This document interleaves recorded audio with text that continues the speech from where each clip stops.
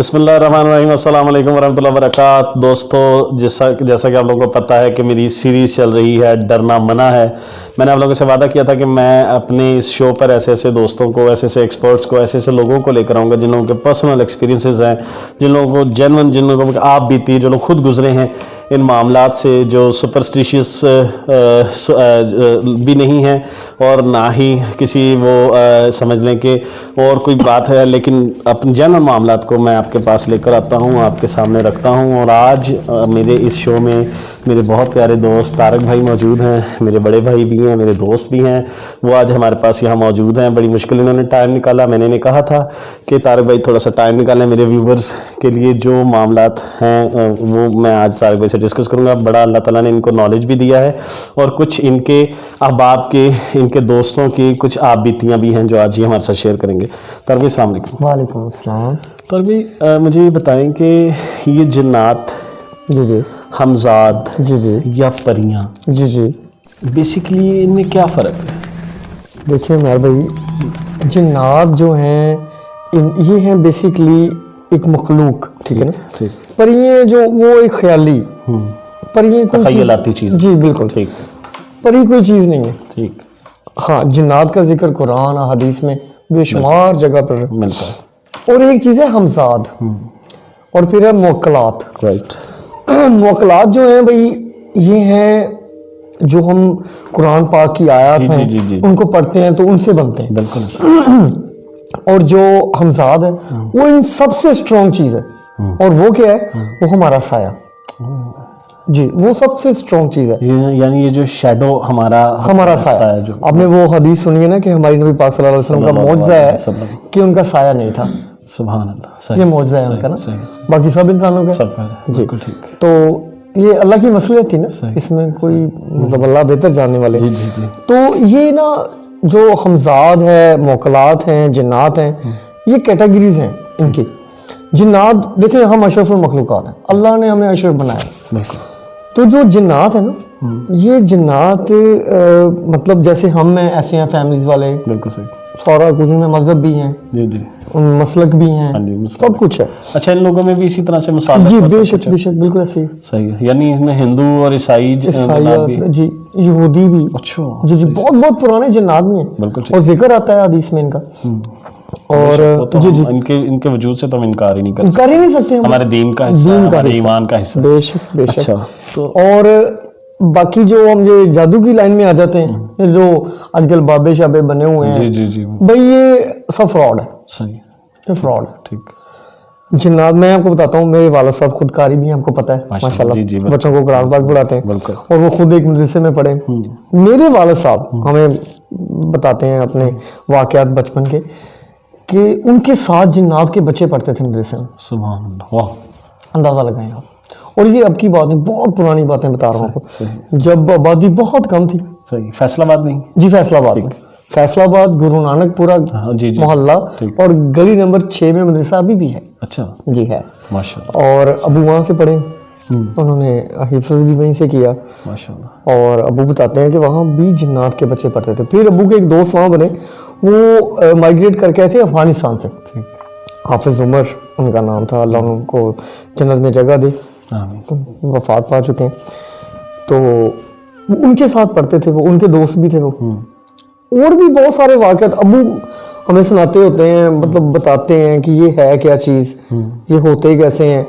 भाई इनको आज तक कभी किसी ने असल ये हालत में देखा ही नहीं। बिल्कुल सही। मैं आपको एक छोटा सा वाक़या सुनाता हूँ, एक सच्चा वाक़या। ये लाहौर के भट्ट साहब हैं, वो बताते हैं जी कि उनको भी ऐसे शौक था अमेर भाई, जैसे हम दोनों को है कि यार ये क्या है, ये बिल्कुल नहीं, ये है क्या, ये बाबे क्या करते हैं जो है ना, जी, तो खत्म करने की। ठीक। तो उमर भाई वो कहते हैं कि जब मैं ना शुरू हो गया स्ट्रगल में कि मुझे कोई चीज़ मिले, ठीक, उन्होंने अपने दो दोस्त अहबाब थे, सबको कहा यार कोई अच्छा बाबा होना तो मुझे मिलाना जरूर है, मैंने मिलना है और मैंने ना ये जिन्नात, मुवक्कलात, हमजाद के बारे में पूछना। तो वो मेरे भाई निकल गए जस्तजू में ये लेके शुरू हो गए। तो उन्होंने बताया कि लाहौर में ना मैंने जितने बाबे थे ना सबसे मिला। अब एक बाबा मिला उनको कि वो ना मतलब गर्मियाँ हैं, तो वो उनके पास गए भट्ट साहब, उन्होंने कहा भट्ट साहब ਤੁਸੀਂ ਦੱਸੋ ਸਾਨੂੰ ਕੀ ਚਾਹੁੰਦੇ ਹੋ पंजाबी से तो भट्ट साहब कहते यार मैं क्या मतलब आप मुझे बताएं आपके पास क्या है। कहते गर्मी हैं फुल गर्मी। और उसने अपना रुमाल उतारा है और ना एक मेज़ के ऊपर रखा है। भट्ट साहब फिश खाएंगे आप? भट्ट साहब कहते अच्छा जी। कहते हाँ जी लाएं। कहते थोड़ी देर उसने कुछ पढ़ा है और वो रुमाल उठाया तो नीचे फिश पड़ी गई। वाह अच्छा। तो कहते मैं तो उसका मरीज हो गया। भट्ट साहब कहते कि यार कमाल कर गया यार। कम बात है सही। कहते मैंने कहा यार मैं ना आपका शागिर्द होना चाहता हूँ, मुझे भी बताएंगे क्या है। क्या है सही। तो कहते उन्होंने मुझे टाइम दे दिया, एक जगह पे बुला लिया और बुला के मुझे मिले। बंदा अच्छा था, इखलाक का वो बंदा ना। उसने कहा भट्ट साहब ये मेरा रोजगार है, मैं इससे आगे कुछ नहीं। अच्छा स्ट्रेट फॉरवर्ड। ठीक। तो भट्ट साहब मैं आपको एमी लारा लगाऊं, यानी कि ये मेरे पास है एक ट्रिक है। अच्छा जी मतलब हाथ की सफाई है या नहीं हाथ की सफाई नहीं, कोई इल्म ही है। ठीक कोई पढ़ाई थी उनके पास। कहते देखा दुखा मैंने कुछ नहीं है। हाँ मैं ये पढ़ता हूँ और जो मैं मतलब मांगता हूँ उनसे वो मुझे ला देते। ठीक हो गया। और इससे मेरी दुकानदारी चल रही है। ठीक। भट्ट साहब कहते मैं यार क्या बात है, जबरदस्त हो गए। भट्ट साहब कहते मैं फिर और आगे मिलता रहा लोगों से, लेकिन कोई पायदार बंदा ना मिला। कहते यार फिर ना एक दिन क्या हुआ कि मैं ना एक बंदे के पास गया तो उसने मुझे हमसाद का बताया। सही सही। जैसे मैंने आपको बताया जी जी कि यार ये सबसे पावरफुल चीज है। कहते मैंने फिर बाकी सारी चीजें ना जो छोड़ दी और हमसाद के पीछे लग पड़ गया। सही। कहते मैंने कहा यार ये कहाँ से मिलेगा, मैं मतलब कैसे इसको पकड़ सकता हूँ। उसने कहा यार फलां जगह है कोई इधर पेशावर वाली साइड पे, वहाँ एक बाबा जी हैं, सही। आप उनसे मिले जाके। बस वो कहते मैंने कहा ठीक हो गया। तो मैं निकला, शावर गया, सफ़र करके वहाँ पहुँचा अपनी गाड़ी में और जाके देखा वहाँ ना मतलब एक हाथा सा बना हुआ है सही। और एक बाबा जी बैठे हैं दूर, काफ़ी दूर लोगों से। और लाइन लगी हुई है, एक साइड पे लेडीज है, एक साइड पे ना जेंट्स है। तो कहते मैंने जाके मैं भी लाइन में लग गया और देखना शुरू कर दिया कि बाबा जी कर क्या रहे हैं। अब वहाँ हो क्या रहा है, वो जिसको आवाज़ दे रहे हैं वो उनके पास जाता है और बाबा जी वहीं दूर से कुछ पढ़ के फूंक मार रहे हैं। कोई झोली में से अंडे निकाल रहा है, उसकी झोली में से अंडे निकल रहे हैं, किसी की झोली में से सुइयां निकल रही हैं, गुड्डी निकल रही है, ऐसी ना। कहते मैं वाह ये बाबा ठीक है। कहते ऐसे ही मेरी बारी आ गई वहाँ पे। तो बाबा जी ने मुझसे पूछा हाँ जी प्रॉब्लम बताओ। तो मैं कहा जी बाबा जी तो शिकायत दो। कहते अच्छा जी तो आप पीछे से आओ। कहते मैं पीछे चला गया और कुछ देर के बाद बाबा जी आ गए, बाबा जी के पास बैठ गया। तो मैं क्या शिकायत होने, बाबा जी हम साथ चाहिए मुझे। बाबा जी ने तो पहले देखा मेरी तरफ, पक्की बात? हाँ जी पक्की बात। कर लोगे? हाँ कर लूँगा। ₹1,00,000 लगेगा। डिमांड भी कर दी पैसों की। 1 लाख रुपए लगेगा। हाँ जी 1 लाख रुपया लगेगा। अच्छा जी ठीक हो गया। भट्ट साहब कहते मैंने कहा ठीक है जी मैं दूंगा। कहते उन्होंने कुछ मुझे लफ्ज़ लिख के दिए पढ़ने के लिए और तरीका बताना शुरू कर दिया। तरीका क्या था? कहते जो मर्द 40 साल से नीचे हो, फौत हो, मंगल वाला दिन हो, आपने उसको नहलाना है और गुस्ल देना है। हाँ जी बिल्कुल गुस्ल खुद देना है। उसके नाक से और कान से ना जो बत्तियाँ नहीं होती जुई वाली वो निकाल लेनी है। ठीक। और रात को उसी की कब्र पे जाके एक दिया जला के, तो ये जो मैंने आपको दिया है ना ये आपने 21 दिन पढ़ना है लगातार। तो हम ज़्यादा आ जाएगा। तो मैंने कहा ठीक हो गया। वापस आ गए, आके लाहौर का वो मियानी शरीफ आपने सुना होगा सबसे बड़ा कब्रिस्तान है।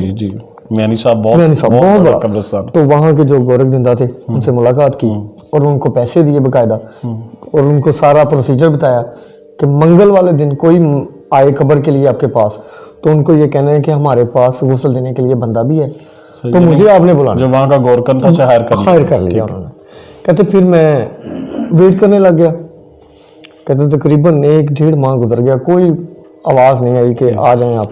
कहते ऐसे ही फिर थोड़े दिन और गुजरे तो उसकी कॉल आ गई गोरख दिंदा की कि आ जाएं आप भट्ट साहब आपका काम हो गया। कहते मैं गया, वो वाकई 30-35 साल का एक नौजवान लड़का था। ठीक। बीमारी से डेथ हुई थी और मंगल वाला दिन था पूरा। तो मैंने उसको गुस्ल दिया। गुस्ल देने के बाद जैसे बाबा जी ने कहा था वो रुई जो वो निकाली और अपनी पॉकेट में डाली और नहीं उसके डाल दी और जनाजा पड़ा और वापस आ गया। कहते अब मैं वेट कर रहा था 12 बजने के बाद, मैंने जाना था 12 बजे के बाद।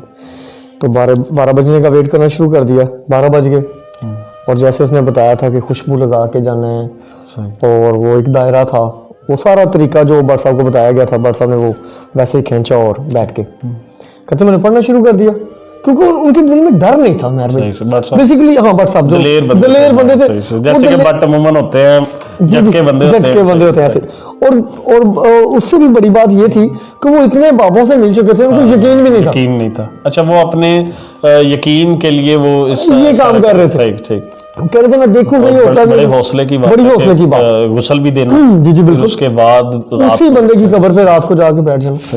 मेहर भाई फिर कहते मैंने वो पढ़ाई की, पढ़ा, कोई बात नहीं, कोई कुछ नहीं हुआ, उठा घर आके सो गया। कहते दिन गुजरते गए, मैं रोज जाता था गोरखजिंदा को, रोज वो मुझे बिठा देता था वहां और खुद चला जाता। कहते तकरीबन मुझे पढ़ते हुए ना 17 या 18 दिन हुए, 17 या 18 दिन हुए, तो मुझे फील हुआ जैसे ना मेरे पास से कोई गुजरा है पढ़ते हुए। कहते मैंने कहा यार पहले 17-18 दिन हो चुके थे जाते हुए। हाँ जी जाते थे। फिर उसे अचानक वहां पर भट्ट साहब कहते मुझे फील हुआ जैसे मेरे पास से कोई गुजरा है। कहते यार मैंने ना उसको ध्यान नहीं दिया कि यार मैं इतने दिन से इधर आ रहा हूँ, तो वसवसे माइंड में भी तो आते हैं ना बंदे। बिल्कुल ठीक। कहते मैंने ना उसको इग्नोर कर दिया और वापस घर आ गया। 21 दिन पूरे हो गए, पूरे हो गए 21 दिन। कहते 21 दिन पूरे हो गए। जिस दिन 21 दिन पूरे होने से ना, तो मैंने उसको गोरखजिंदा को बोला कि यार अब मेरा लास्ट डे है, तो मैंने कल से नहीं आना। कहते ठीक हो गया बाबू जी, कोई ऐसी बात नहीं, आप ना आइएगा। कहते मैंने वो अपनी पढ़ाई मुकम्मल की, 21 दिन पूरा पढ़ के। कहते मैं आया वैसे ही रूटीन वाइज, जैसे मैं आगे घर सोता था मैं सो गया। कहते मैंने करवट ली और मैं सोया, आम रूटीन में भी ऐसे ही सोता था। कहते मुझे ना वही स्मेल, वही खुशबू जो मैं कपड़ों को लगा के गया था, वो चेंज कर लेते थे आके, स्मेल आनी शुरू हो गई। कहते मैंने कहा यार दिमाग में ना बस गई है वो खुशबू, इसलिए इतनी मुझे आ रही। कहते मैं फिर इग्नोर कर गया। कहते थोड़ी देर और गुजरी, फिर मुझे ना बेचैनी सी लगनी शुरू हो गई। कहते ऐसी बेचैनी में ना मैंने ऐसे करवट जब चेंज की ना, तो मैंने देखा वो मुर्दा मेरे साथ लेटा हुआ है। अंदाजा कर यार। कहते मैंने तो जो पढ़ना आ रहा था ना मुंह में, मैंने पढ़ना शुरू कर दी। तो कहते वो स्टिल वही है, नहीं जा रहा, वो देख रहा है, स्टिल मुझे देख रहा है। बस कहते मैं परेशान, पसीनों पसीनी, जो पढ़ना आता, इतल कुर्सी, चारों कुल, जो पढ़ना आ रहा था, लेकिन वो स्टिल वही है। कहते आहिस्ता मैं होश में आया। तो मैंने अब उसकी तरफ देखा, तो वो मेरी तरफ ही देख रहा है, कुछ नहीं बोल रहा। अच्छा, कफन में था यानी हालत कैसी थी? जी कफन में सही है जी, कफन में।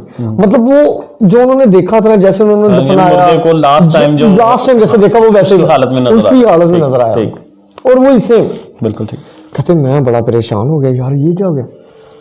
कहते मैं थोड़ी देर जब बैठा रहा ना, तो वो खुद ही गायब हो गया, चला गया, यानी अपना आप जाहिर करके वो चला गया। ठीक, लेकिन रहा, स्टिल रहा, मुझे उसने बताया कि मैं हूँ। उसके बाद चला गया। तो फिर नींद कहाँ आती है? मैंने मतलब फिर मुझे बस वैसे आने शुरू हो गया कि यार मैंने कोई गलत काम कर दिया। और सब कहते मैं बहुत परेशान हो गया। कहते मैंने फजर की नमाज पढ़ी और निकल गया गाँव, जहाँ बाबा जी के पास मिला था। कहते मैं बाबा जी के पास जा रहा हूँ, तो मुझे वो स्टिल स्मेल फिर आ रही है। मैं बैक मिरर में देख रहा हूँ, तो मुझे वो नजर आ रहा है बैठा हुआ।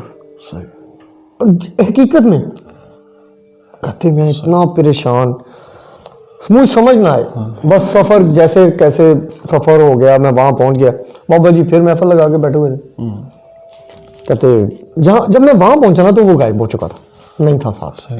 अच्छा, गाड़ी में भी महसूस हो रहा था? हाँ, फील हो रहा था। लेकिन जैसे वो बाबा जी के पास पहुंचे ना, तो वो गायब हो गया, वो नजर नहीं आ रहा था। कहते फिर मैं ना जब वहां पहुंच गया, तो बाबा जी अपनी महफिल लगाए बैठे थे। उन्होंने मुझे देखा कि हाँ जी आ गए हो, अपने स्टाइल में पूछा। बट साहब कहते हाँ मुझे बहुत जरूरी काम है आपसे। मैंने कहा मेरी पेमेंट लाए हो? हाँ पेमेंट लाया हूँ आपका सारा कुछ।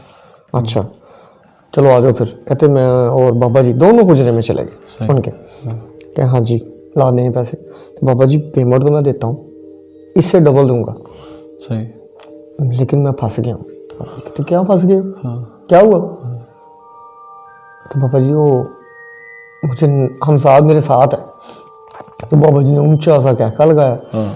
कहते बट साहब मजाक ना करो। बाबा जी को खुद नहीं यकीन था इस बात पर? वही बताने लगा ना, बाबा जी खुद कहका लगा के से, अगर बरसा मजाक ना करो, इतनी देर हो गई मुझे ये काम करते, मैंने नहीं देखा, तुझे कैसे नजर आ गया? तो मैंने कहा बाबा जी सच में नजर आ गया, सच्ची में है वो। सही। पापा जी कहते अच्छा बुलाओ। कहते मैंने वही लाइनें जो बाबा जी ने मुझे पढ़ने के लिए बताई थी मैंने पढ़ी हैं, वो बाबा जी वो सामने आ गया। सही। बाबा जी भी होश, बाबा जी भी होश है। मैं सही। तो मैं बाबा जी को उठाऊं, बाबा जी उठो, आ गया ही बाबा जी को। हाँ, बाबा जी खुद भी होश हो गए। सही सही। कहते थोड़ी देर बाद बाबा जी जैसे मैं होश हुआ था वैसे ही होश में आए, तो बाबा जी पूछे बरसा ये कहाँ से ले आए आप? बाबा जी तुसी दसिया सी मैं पढ़िया तो आ गया। कहते अच्छा, कहते अब इसको वापस भेजो। तो मैं इसीलिए तो आपके पास आया हूँ, मैं तो मजाक समझता था इस काम को, लेकिन जो सच में आ गया तो गले पड़ गई मेरी चीज। तो इसका हल आप बताएं मुझे। कहते यार इसका हल तो मेरे पास भी नहीं। अच्छा, मैंने कभी देखा ही नहीं है लाइफ में। सही तरीकाकार था वो तुम्हें, बस वही मैं बता दिया तुम्हें। सही। कहते फिर मैंने कहा बाबा जी कुछ करें आप। कहते फिर बाबा जी ने उससे बात की। ठीक। उसने कहा जी मुझे ना खून चाहिए, खून चाहिए, खून। बाबा जी कहते खून किस चीज़ का चाहिए? इंसान का खून चाहिए। तो और परेशान कर दिया उसने कहा अब आपके पास लास्ट चांस है, आप मुझे बुला सकते हो, नहीं तो मैंने आप दोनों को मार देना। अच्छा। इतनी डेंजरस चीज़। बाबा जी ने बरसा को कहा इसको मतलब पढ़ो और उसको भेजो। पढ़ा और भेजा तो वापस चला गया वो। फिर दोनों ने डिस्कस किया आपस में। बाबा जी के कोई आगे बुजुर्ग थे, सही, वो अच्छे बंदे थे। बाबा जी वहीं पर वो कहीं थोड़ा सा दूर होंगे। सही। वो लिखा उन्होंने बताया कि वो थोड़ा सा दूर थे, तो वो दोनों उनके पास चले गए, उनके पास गए हैं और जाके उनको ये सारा जो उनके साथ हुआ मामला माजरा, उनका ये आपने सबसे पहले तो आप कलमा पढ़ो ना। अच्छा, तुम लोग तो ईमान खारिज कर बैठे, ईमान अपना फारिग कर बैठो। ठीक। दोनों को कलमा पढ़वाया और पूछा कि अब वो क्या कह के गए। उन्होंने बताया कि ऐसे ऐसे कहा है मुझे, कि ठीक हो गया मैं इसका हल करता हूँ, आप परेशान ना हो। कहते हैं कि फिर उन्होंने एक बकरा था वो मंगवाया। उन्होंने फिर मुझे कहा कि पढ़ो उसको बुलाओ। फिर उसको बुलाया गया, फिर उन्होंने बात की उसके साथ, ठीक, कि आपको ब्लड चाहिए, खून चाहिए था आपको। बकरा ज़िबा किया गया। कहते फिर बकरा भी गायब हो गया और वो हमजाद भी चला गया। इस तरह कहते बरसा मेरी जान छूटी। कहने का मकसद ये था उमैर भाई, कोई भी काम अल्लाह पाक खुद कहते हैं 3 चीजें आप जिस चीज में लगाओगे ना कामयाब कर दूंगा, जान, माल, वक़्त। ठीक, अल्लाह खुद वादा फरमा रहे हैं। जैसा कि आप देखना इंसान ने अपना जान, माल, वक़्त लोहे पे लगाया, अल्लाह ने हवाओं में उड़ा दिया। सही सही, ऐसे ऐसे बिल्कुल ऐसे ही। और लकड़ी पे लगाया तो समंदरों में तैरा दिया। ऐसे ऐसे ये हकीकत है उमैर भाई, इससे हम डिनाई नहीं कर सकते। है बहुत कुछ है, बहुत कुछ है दुनिया में, लेकिन पोशीदा है, वो हमारे फायदे के लिए ही पोशीदा है। कशफ आपने लफ्ज़ सुना होगा? जी जी बिल्कुल। कशफ क्या है? कशफ बेसिकली यही है कि वो मखलूक आपको नजर आनी शुरू हो जाए जो आपसे अल्लाह ताला ने पोशीदा रखी है। ठीक ठीक। और वो पोशीदा ही अच्छी है हमसे। बिल्कुल सही है, ये राज राज ही अच्छा है। बिल्कुल सही। बाकी जिन्नात भी हैं और मुवक्किलात भी हैं। मुवक्किलात के बारे में मैंने ये सुना है वो नजर नहीं आते, ना उनकी आवाज आती है, अपना आप बताते हैं जी, वो अपना आप बताते हैं बस। सर मैं एक चीज़ आपके साथ शेयर करूंगा। रिसेंटली 2 से 3 दिन पहले की बात है, मैं अपने कमरे में सो रहा था जी। बच्चे मेरे जो हैं वो गए हुए हैं अपने ननियाल में जी जी। तो मैं 35 साल की उम्र मेरी और वकालत के शोबे से मैं ताल्लुक़ रखता हूँ, बाप हूँ, एक जिम्मेदारी है मेरे सर पर, मैं सबको समझता हूँ। इस सिचुएशन में अगर मैं कोई बात करता हूँ तो मुझे वो सोच समझ कर बात करनी चाहिए। रिसेंटली आज से 3 दिन पहले मैं अपने कमरे में अपने बेड पर सो रहा था। नमाज, फजर की नमाज से पहले या बाद ही मुझे याद नहीं, क्योंकि मैं नमाज पढ़ के फिर सो गया था। सही। मैं सोया हुआ था तो अचानक मेरी आधी गनूदगी, नीम गनूदगी जो यानी नींद जिसे कहते हैं, मैं उसमें था तो मुझे किसी चीज़ ने उठाया हवा में। अच्छा। मुझे मेरे वजूद के मेरा वजन को फील हुआ, कमोबेश 100 किलो के राउंड अबाउट मेरा वजन है, तो उसने मुझे ऐसे फूलों की तरह उठाया। जो भी चीज़ थी वो उसने मुझे उठाया और मेरा ख्याल है कि 8-10 फुट या शायद उससे भी ऊपर तक मुझे लेकर गई वो चीज़।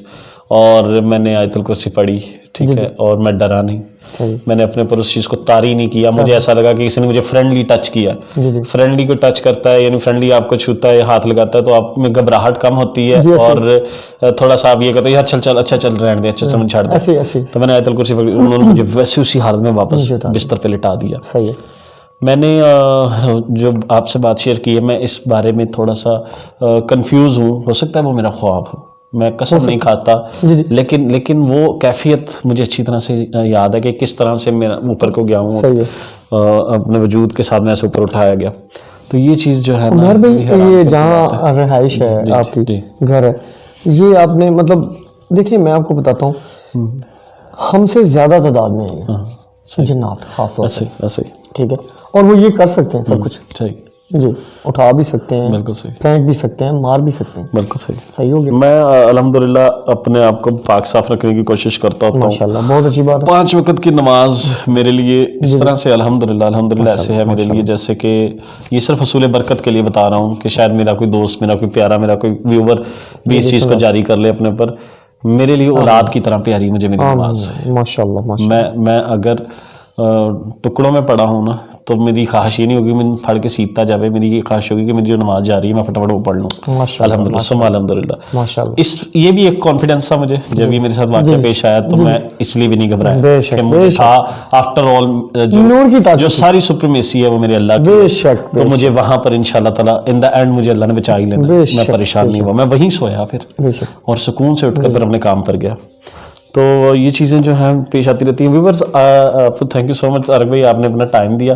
मैं व्यूवर्स को भी एक बात कहना चाहता हूँ, आज तारक भाई को मैंने अपने पास बुलाया हुआ था और जो वाक़या इन्होंने बताया, बेसिकली ये बातें आपको बताने का मकसद मैं फिर से रिपीट करता हूँ, वो ये है कि कभी कोई इस तरह की हरकत नहीं करनी चाहिए कि आप लोग अपने भोलपन में या किसी समझ लें कि बचकाना हरकत में आप किसी चीज़ को अपने ऊपर मुसल्लत कर लें। ये चीज़ें मौजूद हैं, इनकी एग्जिस्टेंस से इनकार नहीं किया जा सकता। जिनके बारे में तारक भाई ने फरमाया वो भी एक बुज़ुर्ग हैं, एक ज़िम्मेदार आदमी हैं, उनका ये वाक़या है जो आप तक पहुँचाया है हम लोगों ने। इसमें सच्चाई की कैफियत तो अल्लाह रब्बुल इज़्ज़त जानते हैं कि वो कैसा था, लेकिन हम लोगों ने आपके सामने इसलिए रखा है कि अपने आप को इन चीज़ों से दूर रखा करें, और खुदा न खासा कोई चीज़ अगर आपके आड़े आ भी रही होती है तो इग्नोर करके अल्लाह पर तवक्कल करके पाक साफ रहकर वुज़ू करके नमाज वगैरह ज़रूर पढ़ा करें। इंशाअल्लाह ये चीज़ आपको कोई नुकसान नहीं पहुंचाएंगी। इंशाअल्लाह। दुआ में याद रखिएगा, मेरे चैनल को लाइक करें, सब्सक्राइब करें, शेयर करें और कमेंट सेक्शन में अपने रिमार्क्स और अपना कोई वाक़या या अपनी कोई बात ज़रूर बताइएगा। इंशाअल्लाह ताला आपसे मुलाकात होगी नेक्स्ट एपिसोड में। अस्सलाम वालेकुम वरहमतुल्लाहि वबरकातुहू।